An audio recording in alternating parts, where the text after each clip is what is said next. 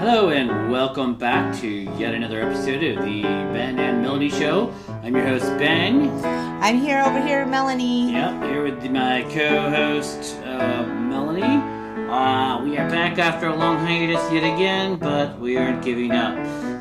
We're forcing you to listen to this like it's Clockwork Orange, except with your ear holes. So we're just like holding them open. You don't have to listen to it now.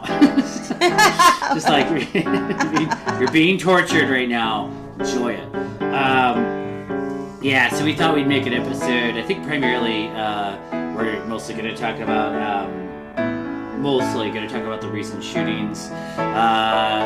Just on a positive note here, all of them. I can't even keep track of how many there are now. Mostly, I think the big one that just happened though is Uvalde. I don't even believe since our last podcast has happened. I believe since our last podcast. I think we were talking about the Buffalo shooting still in the last podcast. Yep. So it's like it's ridiculous. It's like hard to keep up. There's like so many of them. Right. But we're doing this podcast here. It's been about a week since Memorial Day, roughly. And that's still the main thing on a lot of people's minds, I think, is gun control or lack of gun control or needing gun control or needing more guns or needing more cops or less cops. John Oliver did a great episode on his HBO show or last week tonight, right? And like that was pretty much saying how police are not really much of a help in schools. Or like policing schools isn't really much of a help to the situation. And historically, like he actually had a lot of facts actually stating this. So putting cops in every school seems on the surface to be like a great idea. However, apparently in most mass shootings, it doesn't make a lick of difference. The people doing the mass shootings, you must remember, are typically the students. Right, so like they actually know where that cop is. They know who the cop is. They know where he's going to be.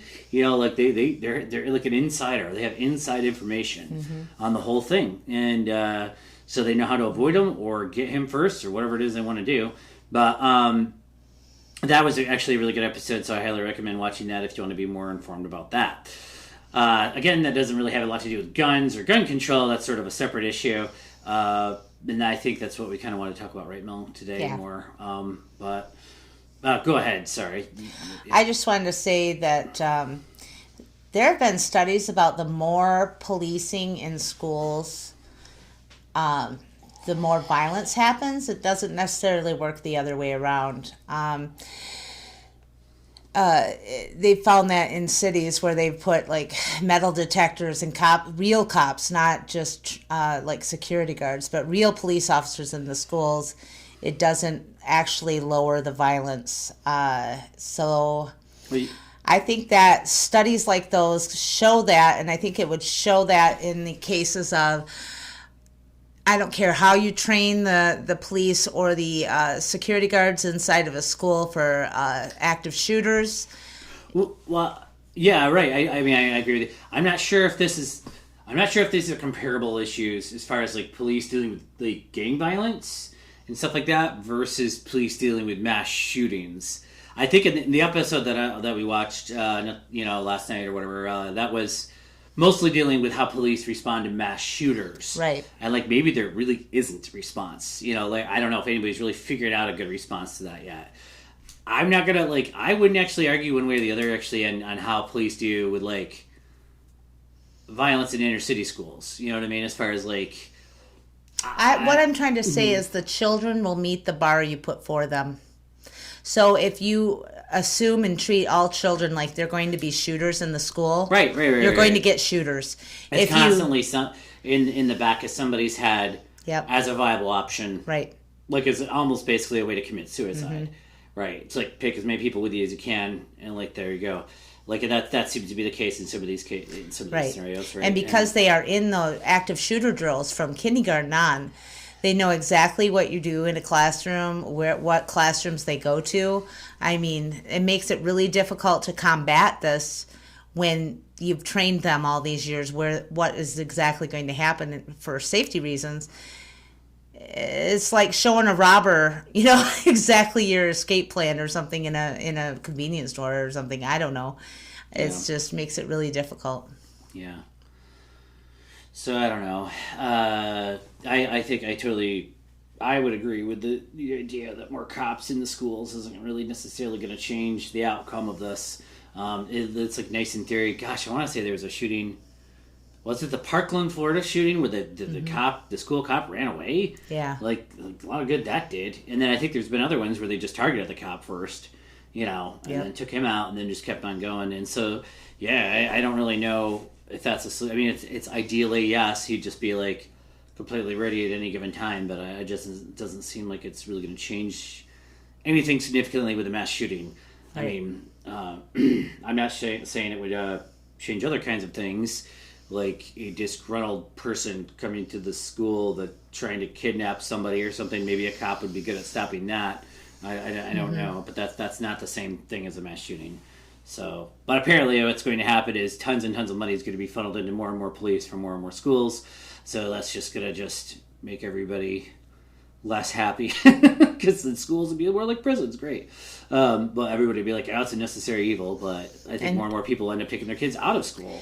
It'll impact minority people the most, poor and minority people. Well, they've already had this, though. I mean, they've had this for 30 years, I'm sure, cops in schools, since the 90s, right? But it's going to affect poor rural people, too. Yeah, now it's finally going to affect us, like us rural people out here in, the area that where, quote-unquote, never could happen here. Mm-hmm. Now it really is going to start impacting us because, you're right, I believe cops are probably going to be permanently stationed now in many schools, even elementary school ones in poor rural areas. And you brought this fact up too the other day, because I was thinking that too. I mean, I guess I've been under this illusion that it never could happen here. Mm-hmm. I'm in that mindset. That's something that never could happen here. But then everybody says that. The last one at Uvalde, Texas there. Christ, everybody there thought the exact same thing. It's just not the kind of place where anything like that would ever even happen. Where you wouldn't even think about it. It's just kind of an out of the way place in a way, and it just happens, right? Mm-hmm. And then that's what do you do, And do you even want your kids to continue to go to school? That's the big question on a lot of people's minds, I think. Is it safe? Should we continue education in its current form? I don't know. I think those are all questions that are going to be answered within the next few years. I don't see them doing or being able to change things immediately because everything in this country is democratic and it goes slow. Well, I mean, it's sad to the point. Change. I think it's kind of sad that this says we have to continue public schools to keep the parents at work. Also, that's actually probably the pandemic has taught us this. That is probably the biggest reason right there. It's not for the safety or education of the kids or anything like that. It's really to keep the parents in jobs. Yep. Because you have to keep the workforce working, and they're not going to be working if they're taking care of their kids at home all day. And, what are you supposed to do then? So, apparently public schools are a necessary thing for our version of capitalism to function. Yep. And our, not that it's like that with everybody and every family or anything like that, but apparently is a massive issue that's going to have to be addressed. It's not like everybody has the luxury of just staying home with the kids, to homeschool or just do online schooling or whatever it is. They need to go to work, so they got to take those kids to school, Dear God. Well, I'm just preaching to the choir at this point. I feel like everybody listening to this, and you included, I mean, you totally know what I'm saying there, but I am actually I think education is important when it's expanding your mind about the world around you. I think that's very important. I think science is very important, math, etc. I don't know if I agree with the current way that the system is set up, and I don't think I ever have. So this is not a change for me because of the shootings. It's because I would call myself a not normal person in that I like to, I was one of those people that just like to read. I'd go to the library with a wagon and bring home a bunch of books when I was a kid. I just liked doing that. It's not a normal kid. So I didn't see the value of sitting there for 8 hours listening to somebody drone on when I had already read the book about it. So I kind of like already knew what they were talking about, and I was ready to move on, but I couldn't.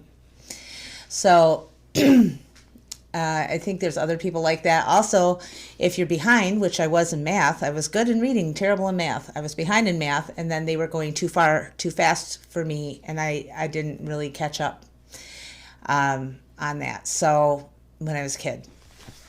So I think that the format that we're using is antiquated. I mean, Ben was explaining to me where the idea of the school system came from. Oh, yeah. Like there's a TED Talk that came out like a few years ago about that. But I mean, essentially, right, like the education system in its current form was really kind of, it started as to service the empire, the British Empire, really, in many ways, for most people around the world. I should say, not obviously America after the Revolutionary War, but like it mostly was like a human to service the British Empire, to create clerks and accountants, soldiers, postal workers, whatever have you, you know what I mean, to create mass, like a human computer, you know what I mean, to transfer information around the entire globe, to transfer people around the entire globe, you know what I mean, like a giant human computer. That was kind of like the empire, right? And so like actually the education system did function at that, because you needed people to go in and work all day, you know, at their clerk job or at their sailor job or soldier job or whatever it was they were doing, and the education system prepared them for that. They would get up really early in the morning, go to school, get taught their lessons, you know, blah, blah, blah, be there all day.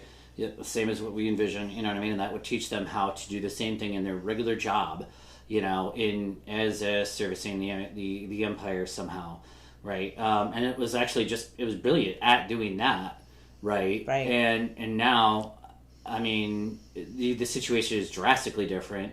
Really, if you want to be really successful now, you need to be creative. You know, you don't need to just think inside of a box.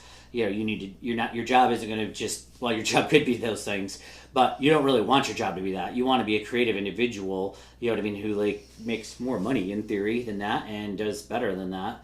And that way, and odds are, it's very likely that your job is not going to be just in the future, especially here, clerk or something like that, because they have that's automated now. You know, really, honestly, many of those jobs have been automated over the last 100 years. Yep. Many more of them will. Eventually, almost all jobs will be automated that are just boring, you know, jobs that require, you know, adding, subtracting, counting, things like that. Like, there's absolutely no reason to need a person to do that. So I guess the point of that was just we should focus on a creative economy, and that doesn't really involve just like going in every single day for 8 hours and sitting there at a desk getting, you know, memorization yelled by out by a rote. teacher to memorize things, you know, and not that that's what school is, but I mean, that's kind of how it started. It should be more like the other story you were telling me about those kids in the computer. Just lay the thing in the center and let them figure it out. That was in the TED Talk. I probably should look up the name of the TED Talk, actually. But I mean, essentially, the guy in the TED Talk did an experiment where he put a computer just in like an Indian village or something like that, and they just let kids play with it. And before you knew it, the kids were like, just, you know, like writing the software for it. I mean, they weren't just like playing with it. They were like, they completely understood it. They had nothing but time to just take it apart, put it back together again, take the software apart, put the software back together again. They could like make, you know, apps for it immediately. And that's something that, like, you know, you can't learn that from being inside of somebody else's box. You just have to have complete freedom, you know. And anyway, that's a really good point, and that's probably the best way to change the system, actually. But I'm trying to look it up actually right now. Yeah, so I just think that was a really good example of how kids and humans just generally learn. I mean, you learn better when you're doing it, like when you get to have your hands on and you get to figure it out for yourself without people telling you to be careful with that.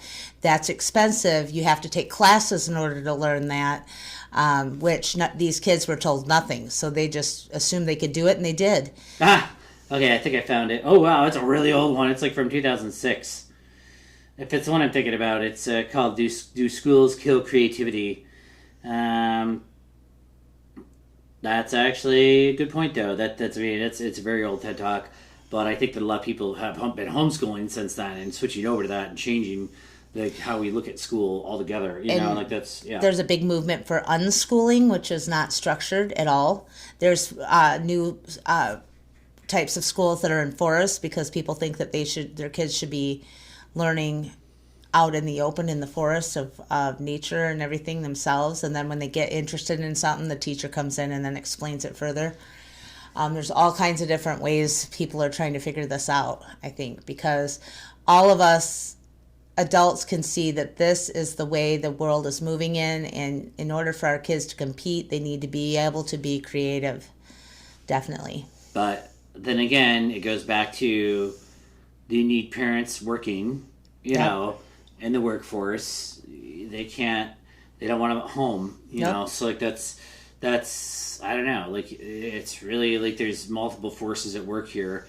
So, that's a rough one. It's like, of course, the best case scenario would be, you know, free form educating your kids and turning them into creative geniuses. But who the heck, you know, can do that if they're working all the time? You know, who the heck can do that if they're, you know, any you know, really nobody really, you know. So I guess what I'm more arguing is that it is possible to utilize the current structure and change the way that public school systems operate, how they transfer the information that kids need to know. I think there's other ways of doing that, many, many different ways, utilizing the current structures that we have, which, like, I think that they need to build in, you know, a sense of community with the children. Right. And by that, I mean responsibility for each other.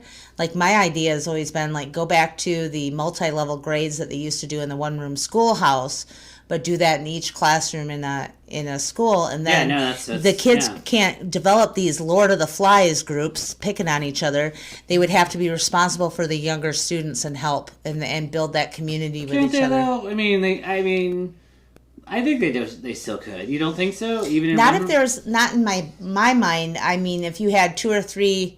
It might not be seniors as bad. And, you know, it wouldn't be as large groups. Right. I see what you're saying Yep. there.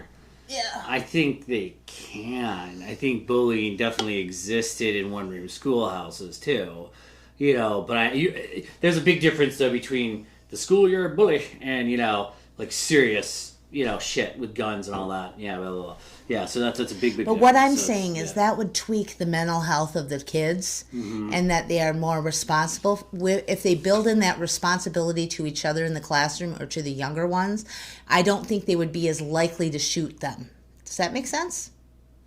Because they would then feel a sense of community and a sense of responsibility. One of the biggest mass killings of school-age kids in United States history was in Michigan in I think a one-room schoolhouse. So in the 1930s. So it wasn't a student who did it though. It was a guy who was upset over paying his property taxes. So, but he went and built a bomb and blew up the school in Michigan. You know about that, right? Yeah, I did know about that, but I knew it wasn't a student. No, it was not a student. But I'm saying, like, massive atrocities can still happen, you know, even in one-room schoolhouses or not. I appreciate that. But I think it's less likely the more cohesive your society and community is. I think if you, as kids, feel more responsible for each other, I think that it's less likely that will happen. If you're not feeling responsible for anybody but yourself, that, you know, leads to the, I don't care about you, I can bully you. Sorry, that was actually 38 people were killed. Yeah, actually more than I even remembered, and it was in 1827 in Bath. So not that far away. You know, so I mean, anything could still happen. I mean, there's not. Of course, you walk outside, you could get struck by lightning. But I would hope that would be less, if we had a structure like that it would be less. I mean, look at how many that just happened over the weekend. How many mass shootings happened over the weekend? Like, a lot. I know. There was one in, well, yeah, I can't keep track I can't even keep track of it. And I mean, that, you know, I think the Tulsa, numbers would be lower. Well, you think the numbers would be lower if what? If there were multi-level classrooms. Well, haven't a lot of the mass shootings been taking place, though, in hospitals? There was one in a hospital. There was one, I mean, ultimately, doesn't this call into question not schools, but doesn't it call into question guns? you know, I mean, because apparently our society has decided that guns are more important than schools. I guess that goes without saying at this point. But we're not going to put guns for any schools. So, okay, great. We love guns. But are we willing to give up hospitals for guns too? Like, that's actually a bigger question. Grocery stores? Movie theaters? I know, like malls. All these places where there's been shootings. I could actually see an argument. Like, me and you are making the argument for getting rid of schools as we know them, basically. So we're making the argument, and almost like we're really kind of making a pro-gun argument, actually. And that's not even the intention here. No, it's incidental. It's really incidental because my argument is against the individualism that's causing these problems in society in the first place. And if we had a responsibility to each other, I mean, that's what existed during World War II. Yep. Why everybody was saving, their aluminum or whatever for the war effort and all that. There was a sense of community that we don't have anymore. And I think that's exacerbating everything because I agree about a sense of community. Responsibility for each other. We need to bring that back. Yeah. That includes corporations. Corporations need to become more socially responsible. Correct. To their people, really, who they're supposed to be. I mean, not just to the shareholders, but to the people they're actually selling things to, and building things for. I mean, they need to be, and that's part of it. Like, the corporations need to be socially held accountable a bit, publicly, if nothing else. I mean, maybe there's no criminally way to hold them responsible, but publicly embarrass them, if nothing else. Yeah. But I mean, I think that, anyway, back to the gun thing, going way off on tangents here. Sorry. But we really went into this hard today. Jesus, this has been 20 minutes here. We've been just going to town. We didn't even, take a break. No. I just did. I guess there's a lot that can be said about this, and a lot that is going to be said, and it just seems to be never ending. And this is just, we're hopefully spreading how we feel as mid-Michiganders. And this is, in my mind, one of the most pro-gun areas in the state, in one of the most pro-gun states, in one of the most pro-gun countries. This is, completely, this, one of the centers of pro-gun. Yep. Yes. I feel like more so than most other places in this country, which is a very pro-gun country, really. Yep. But this is, super pro-gun here. And, that's my perspective is still, it's not worth it, I just think that we should treat my whole theory, which no one apparently, I don't know if anybody agrees with it. Instead of banning all guns, maybe we should try to do something like driver's licenses for guns, have licenses to own guns, have to take a training course. You have to register every firearm you own, which you already have to register handguns. You already have to take a training course if you have a concealed weapons permit. But you don't for any of the guns that I own. I mean, that's for sure. I just got a bunch of guns, and I don't even, they just came to me.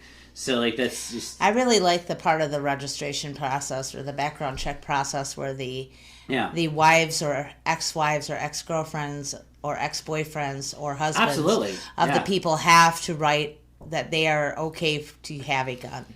I don't think that it's. I think it's hard to explain how much of a.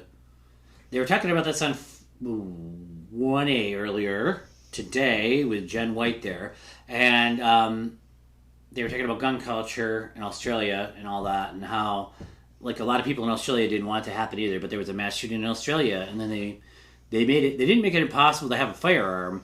They made it so you had to go through all these hoops to get one, and now they haven't had another mass shooting since 1996, I want to say. Mm-hmm. It did work, arguably, at least there. I guess the argument here is that it wouldn't work here, that there's too much of a gun culture here, but I don't know. I think Australia had a pretty big gun culture too, and you could still get a gun there, and that's the thing I think that would make sense to me. If I want a hunting rifle, I can still buy a hunting rifle, but you have to have a legitimate reason.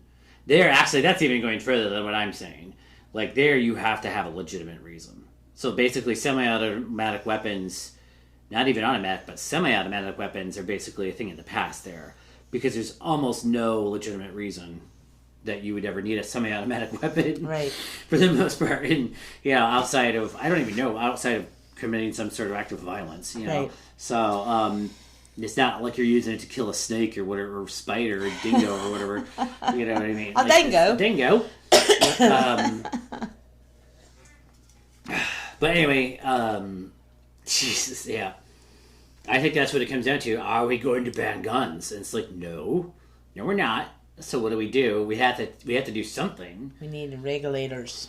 We need regulators. Regulators. Regulations. Sounds like a thing from Texas, actually. The regulators. Yeah. Trying to regulate your ass. I mean, that's all I can think of as a solution. At least doing some minor registrations. Basically creating bureaucratic hurdles to go through. It would never prevent anybody from really getting a gun if they really wanted one. But it would create bureaucratic hurdles that a lot of people who are committing these mass shootings are kind of impulsive. Just going out and buying an AR-15 with 300 rounds and they go blow a bunch of people away. Well, that would make that impossible in that case. Like, you know, like that's the idea. So This brings me to the raising of the age to own a gun. New York just did this. They raised the age to 21. Yeah, that's a simple, but easy one. If they're going to do that, then they need to raise it to 21 before they can go into the military. It's not. Yeah, sure. All those things should coincide, I think. Okay, sure. But, okay, let me finish. They already raised it to 21 for tobacco. Like, every state's raised it to 21 now for tobacco, right? So, I mean, I don't know about every state, most. And so it's 21 for alcohol now everywhere, 21 for tobacco. Why not make it 21 for a firearm? That would have solved a lot of these a long time ago. I think that one is actually going to happen, right? Like that, I could actually see that happening. You have to be 21 years old to own a firearm. It's not going to stop anybody I know from taking their kids out hunting. No. I don't understand. That isn't even a factor. I don't think anybody has a problem with that I'm aware of. But I could see that getting brought up as a talking point maybe on the Republican side. But that's not going to affect them at all, okay, in my mind. That didn't affect me when I started hunting at all. Of course, when I was younger, I mean, we couldn't even start hunting with a gun until we were 14. So, I mean, that was a different world, I think, too. Now it seems like there's no limit to the age. You could be like 6 or something. But, which, seems wrong, kind of, but... I think the other thing too that the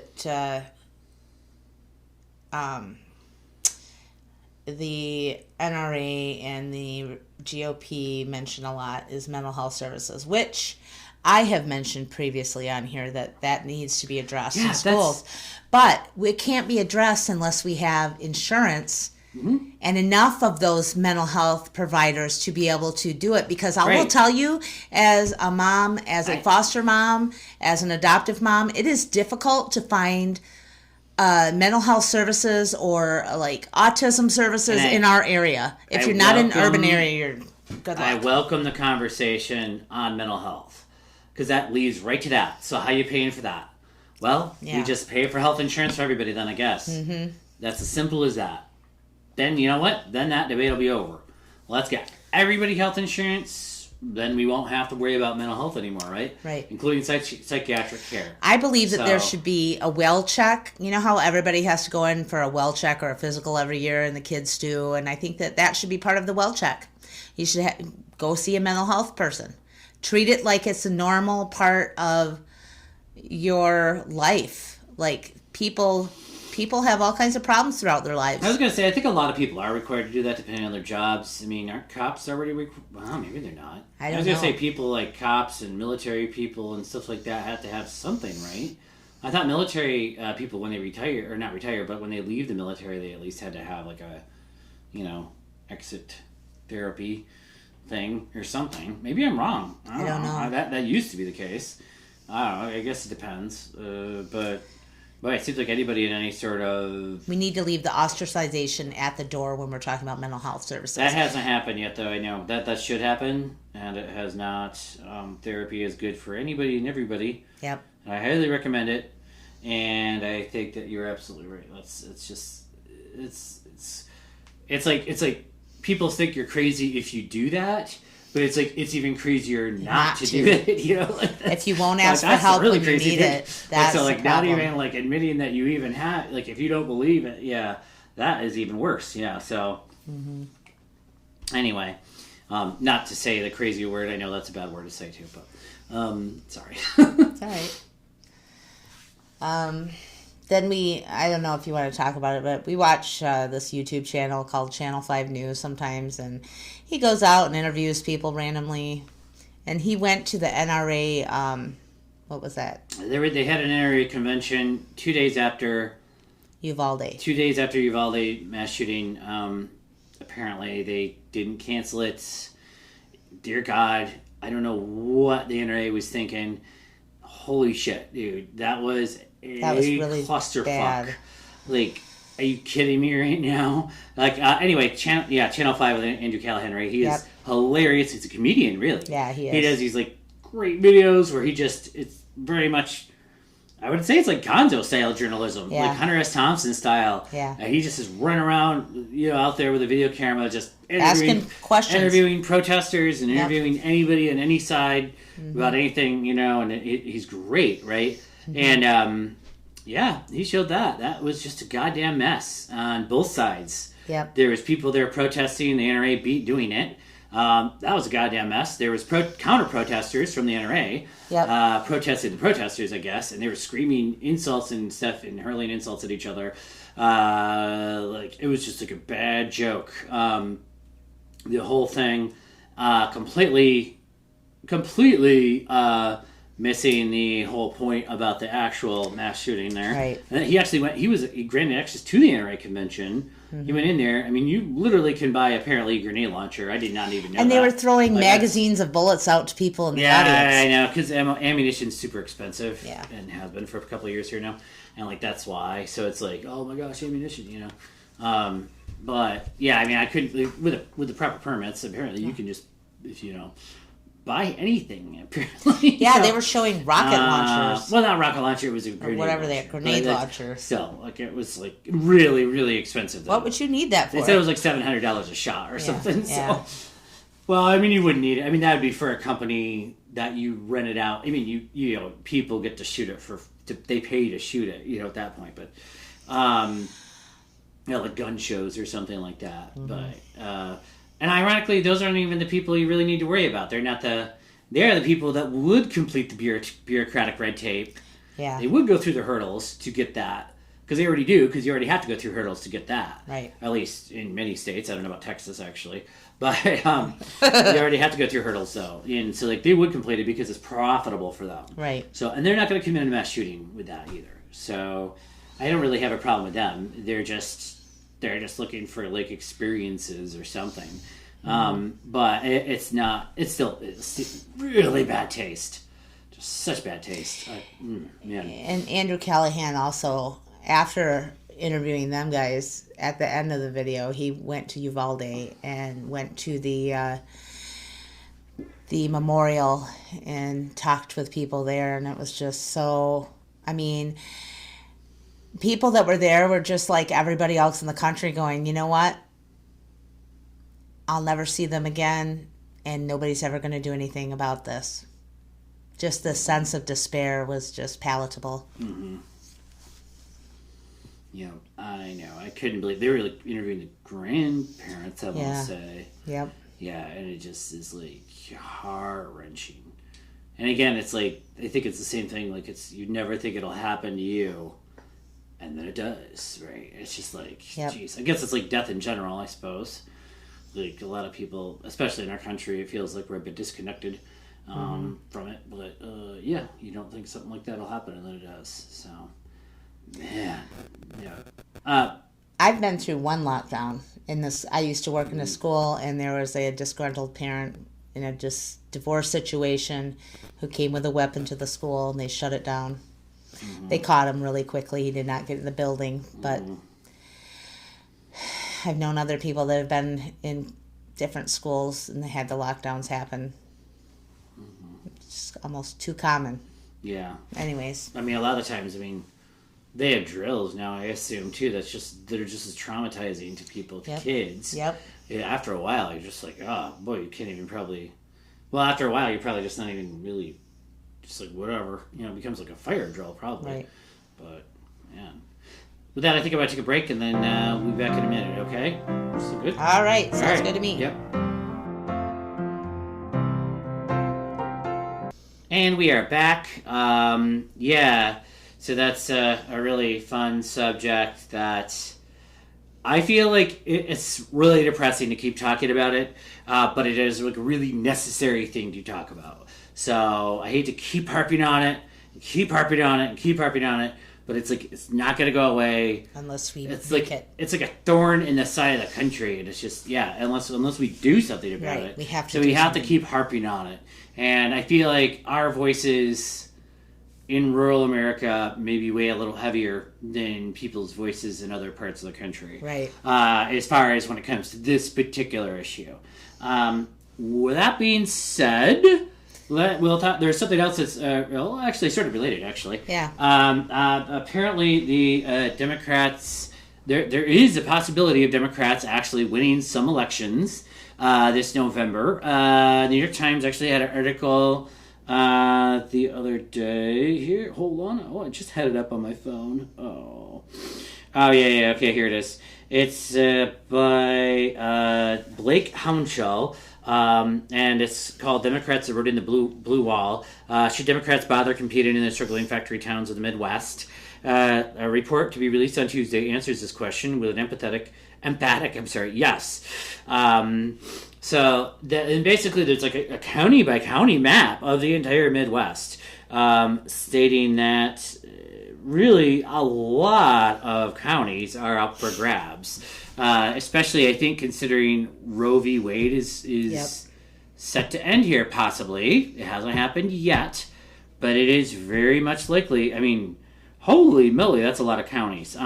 Yeah, vast portions of the Midwest, I think, used to be Democrats. I Yep. think Democratic counties, probably like 30 years ago or Yep. so in the article. They've switched. They actually went for Obama. Actually, a lot of them, and then they switched to Trump. But what it is, the Democrats need to get their message across. They need to reach out in rural Midwestern states like Iowa, Indiana, Ohio, Michigan, Illinois, obviously, Wisconsin, and Minnesota, and Pennsylvania, according to this, and upstate New York. They have not done a good job over the past couple decades of getting. Obama apparently did a great job of getting out there, but since him, no one has done a very good job of getting out there. They've just kind of written them off and then gone further and further and further to the right just in the last 20 years. Yes. Where maybe a lot of places would have been 50-50 20 years ago, or even 40-60, 40% Democrats, 60% Republican. Now they're 30-70, 20% 80, it's way tilted right. But, I mean, the theory is that they could actually get some of these people back. But it requires Democrats actually getting out there, talking to people, really, and funding. I think there are candidates in a lot of those places. But they need to give them money to run. A good example, I think, is actually in the Sheridan Parade last week. We met a guy named Mike Bignell. Mike Bignell, right? Yeah. Or was his name Mark or Mike? Mike. Mike? Let me look it up. Anyway, he is running, actually, in our district. Yeah, Mark Bignell, for the state senate. And that's the 33rd district. Seemed like a really nice guy. He has a great backstory. He's a huge Democrat. I mean, I'm sure he's conservative as far as Democrats go, probably in the grand scheme of things or something like that. But yeah, he totally seems like a great guy, and but he doesn't have a chance without money. You know, and the National Democratic Party needs to fund people like him. He's like a local person. He's from Palo. Yep. And it's just geez, man, he totally should be getting more attention. He might actually have a real chance. They completely reconfigured the district. So the district now actually is, I can't remember before, it was Isabella Gratiot in Montcalm or something. It was a different, now it's Newaygo, the northern part of Kent County, Ionia and Montcalm or something. It's a very different district. I'm not saying that a Democrat even really has a chance there, but you never know. He might have a chance. and but we'll never find out. If people if he can't get his name out there because of the lack of funding, like he should be able to advertise on Facebook and advertise everywhere where voters are. And he can't do that without money. But we never heard of him until a parade when he was handing out a card. He was in the parade handing out cards, right? And like that's awesome. We need more of that. So I think we also need Democrats in this county to stand up and be known more, because I felt that during the parade there was like a couple of people and a couple of Mike and then a couple of other people that were actually walking for the Democrats in the parade, and it's just like, I personally know more Democrats than that. Maybe I should just stand in the parade myself. Maybe. Because nothing's happening. People need to know they're not the only ones. Yeah, I feel like there's right. a big feeling of that, like you're the only one. Definitely. Yeah, it's easily to feel. It's very easy to feel like you're the only one. You're very isolated, but it's not really the case. It's not that bad. There obviously is a lot of people out there that are like on that side. Anyway, the article in the New York Times actually made some really good points about that. A lot of these seats are up for grabs. I think with the redistricting in Michigan especially, it's not like our House seat in this area is going to go blue. I mean, it's still like hugely Republican, but a lot of the other House seats really are up for grabs this time in Michigan. It's very likely that the majority of the Michigan's House members could end up being Democrats for the first time in a really long time. Mm-hmm. And it's also quite likely, apparently, that the Michigan legislature could end up going to the Democrats, too. So, we'll see. That's hopeful news. Mm-hmm. I think it pays to be like a down-to-earth sort of... It pays to be... I think the Democrats that are going to end up winning in these cases are like down-to-earth, like factory... quote unquote, like they say this in the article, factory town Democrats or whatever, you know what I mean? Like union Democrats that, not hipsters so much maybe, but people that are like considered down to earth, or farmers who are Democrats too, are the ones winning a lot of the time, in these places. And even though articles come out like this, we need to make sure that everyone gets out to vote. Mm-hmm. Always. Use your voting powers. And I think also once they're elected, they need to try to really get some stuff through for their party. Well, they control the Senate and the House right now, don't they? Mm-hmm. So what have they done? I mean, they've done some good things. And that's part of the problem. They passed an infrastructure bill. Yeah. So... Which gives money to companies. Companies to build roads. Yeah. Mm-hmm. I know. So, yeah. I know. The Democrats don't have a very good track record right now. Nope. And so I think that people want to see action. And that's something you can't accuse the Republicans of not taking action. It might be the insane, wrong, the worst possible action you could possibly take at any given time, but they take action, and maybe that's what people liked about Trump, is he would take action. Not just talk about it. So you Democratic people out there running, and the ones that hold the seats right now, do your best. Do your best at trying to work on things. Well, anyway, do we have anything else we want to cover today, or is that pretty much it? I think that's pretty much it. We'll try to get our podcast to be more lighthearted eventually, but just overwhelming things that are happening right now. The doom and gloom hour. Yeah. So, but man, it's it's good. I think it's good that we're saying what we're saying. It needs to be said.